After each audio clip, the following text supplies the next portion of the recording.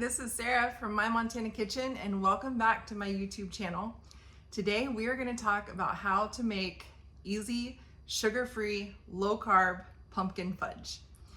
Now if you've been around here for any length of time, you probably already know that I have a number of other fudge recipes. I have chocolate fudge, peanut butter fudge, chocolate peanut butter fudge. So it's only natural that I have a pumpkin fudge and maybe some other things coming as well. But it's super easy to make, so I'm just going to show you step by step exactly how simple it can be.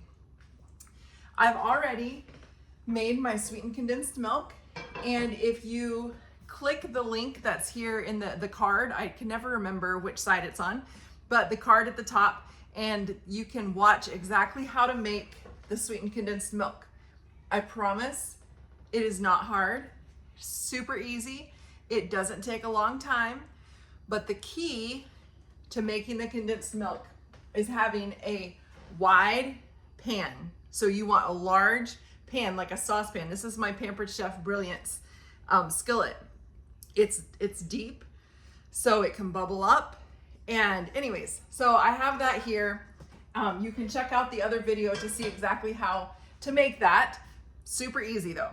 And then I'm going to just show you how to add the other ingredients. We're going to make some pumpkin fudge.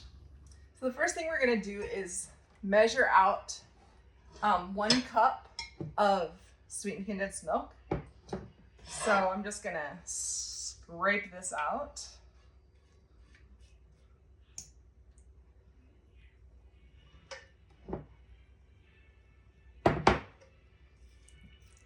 I think it will roughly be the whole recipe of condensed milk, roughly.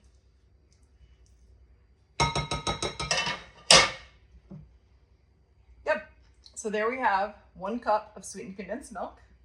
And then I just needed to measure it. That's why I put it out. I wanted to make sure it was 1 cup.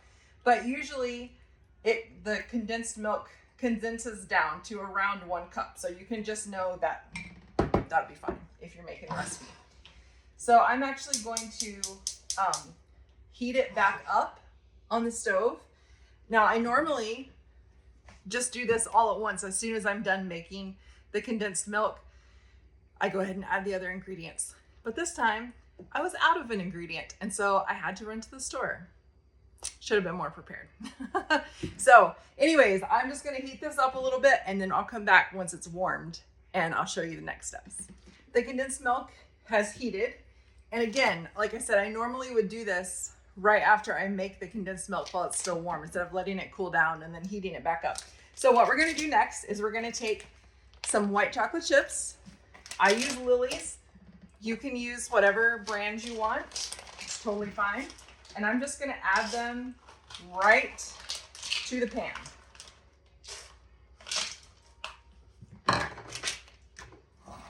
And then I'm going to just stir it around until the chocolate chips melt.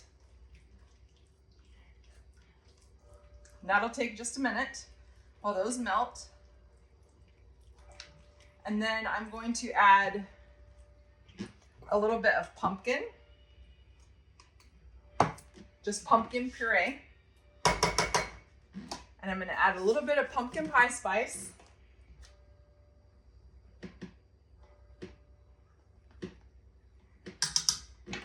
And I'm going to add vanilla, a little vanilla, and just a dash of salt. And then I'm going to mix this. Now you can see this is kind of what we're looking at.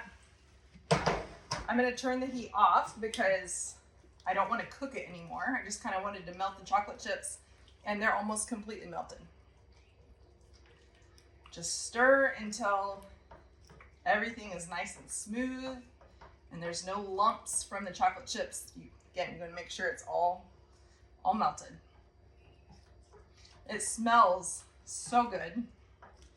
Wish you could smell it. All right, so it's going to take me just a minute to make sure this is all melted. However, I just want to say, if you're a person who's not a huge fan of pumpkin spice, I used to love pumpkin spice. These days, I'm not such a big fan anymore. It's not that I hate it. but it's not my favorite like it used to be.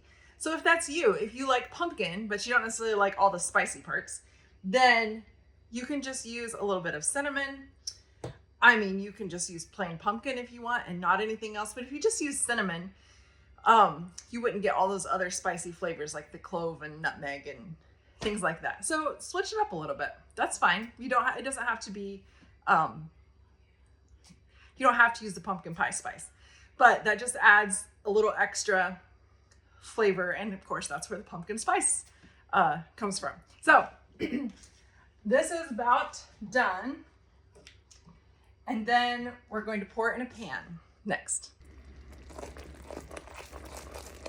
This is what you want it to look like. Nice and smooth and creamy. So we have it nice and smooth. All the chocolate chips have melted.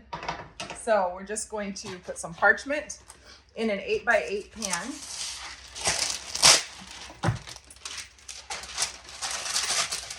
And then we're going to just pour this mixture into the parchment. Now, you don't have to use the parchment. You can just pour it straight into the pan. That's totally fine. I don't think it's gonna like stick really bad or anything like that. You could spray it a little bit if you want to, whatever. All right, I'm just gonna pour it in to the parchment.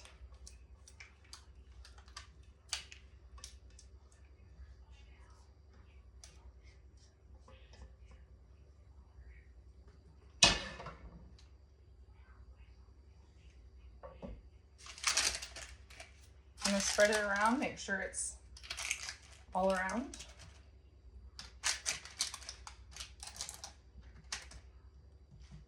Okay.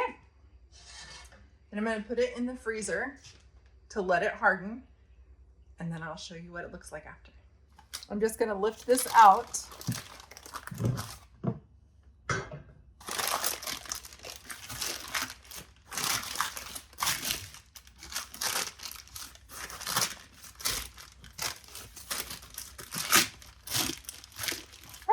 And then we're just going to cut it into pieces.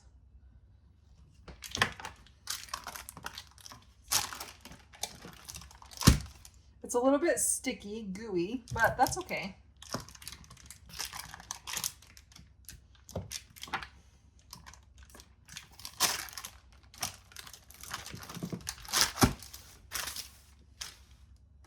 All right, I'm kind of butchering this here. There we go. Looks pretty good to me. Very fudgy, very pumpkin-y. And that's how you make pumpkin fudge. It is so easy. It's very delicious. It is a softer fudge. It's not super, super firm, but that's okay. It's kind of like my peanut butter fudge. It's a little bit softer. If you want to make this dairy-free, just use my dairy-free sweetened condensed milk recipe, in which you use coconut milk instead of heavy cream. That is also a lot fewer calories. So if you're looking to cut calories, you could do that as well. You can make this dairy-free as long as the chips that you use are also dairy-free. The white chocolate chips, of course, I mean. Okay, that's all there is to it. It's not hard. It's super easy to make. It's delicious. It's perfect for fall or Thanksgiving or Christmas or February or March or July or whenever you want to make it. It's perfect anytime. Give it a try and let me know what you think. If you have any questions, put them in the comments below. And of course, if you are not subscribed to this channel, I would love for you to hit that subscribe button and stick around for all the great videos I have coming your way soon. See ya.